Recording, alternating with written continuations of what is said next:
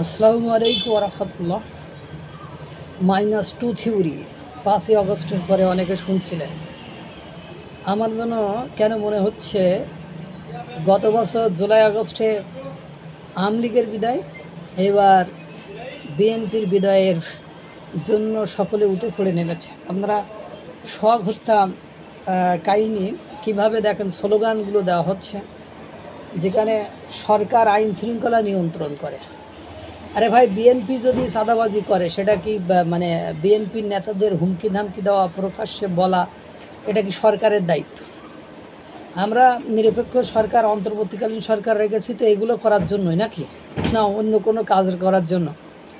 তার মধ্যে দেখেন আবার জামাতের এক নেতা বললেন ঐকমত্য কমিশনের বাধাগ্রস্ত করে নির্বাচনকে দেরি করাতে চাচ্ছিল বিএনপি, অথচ বিএনপি নির্বাচনের জন্য উন্মাদ পাগল হয়ে যাচ্ছে। একটা বিষয়, বিএনপি নির্বাচন চায়, ডিসেম্বরের মধ্যে নির্বাচন চায়, নির্বাচনের জন্য কত কিছু করলো বিএনপি, তাই না? এর মধ্যে আবার দেখেন যে চাঁদাবাজের ইস্যুটা তো উঠছেই।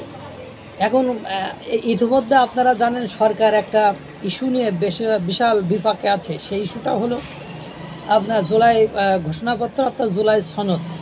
এটা নিয়ে সবচেয়ে বড় ভেটো দিয়ে বসে আছে হলো বিএনপি। সেখানে ঐক্যমত্য কোনোভাবে পৌঁছাচ্ছেন না, এজন্য সকলে বিচলিত এবং সরকারও একটা মানে বিপদের মধ্যে পড়ে আছে।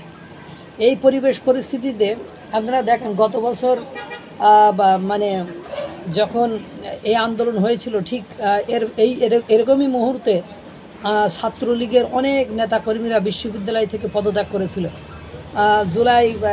জুলাইয়ে এসেও আপনারা দেখেন সোহাগ হত্যাকাণ্ড নিয়ে কিভাবে পদত্যাগের হিড়িক পড়ছে, এবং যারা পদত্যাগ করছে তাদের চেহারাগুলো একটু দেখিয়েন, মানে চেহারা দেখলে অনেক কিছু আঁচ করতে পারবেন যে এরা কোন কোয়ালিটির, কোন প্রকৃতির।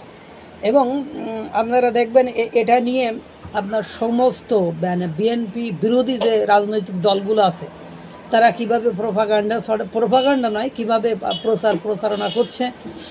যেখানে আমরা চাপ দেব হলো স্বরাষ্ট্র উপদেষ্টার, সেনাবাহিনীর ডক্টর মোহাম্মদ ইউনূসের, সেখানে আমরা চাপ দিচ্ছি হলো বিএনপি রাজনৈতিক দলের। বিষয়টা আপনারা বুঝছেন বোর্ডে আমার তো।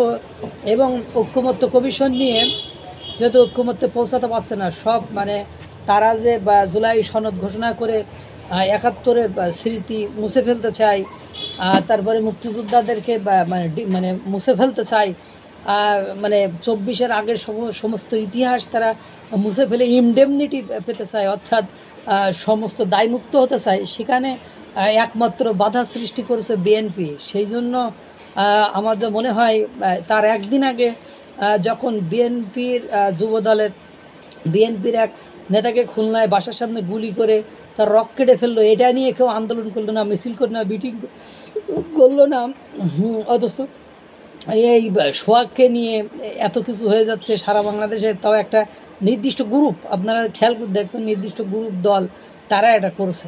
মানে -2 থিওরি আসলে -2 বা ফর্মুলা, সেটা আসলে কি কার্যকর হতে যাচ্ছে? এটা কিন্তু ভাবার বিষয়। এবং তাদের অ্যাটিটিউড, তাদের দৃষ্টিভঙ্গি সব কিছু দেখে আমার ওরকমই মনে হচ্ছে। আল্লাহ তাআলা সকলকে ভালো রাখুক, সুস্থ রাখুক। আসসালামু আলাইকুম ওয়া রাহমাতুল্লাহ।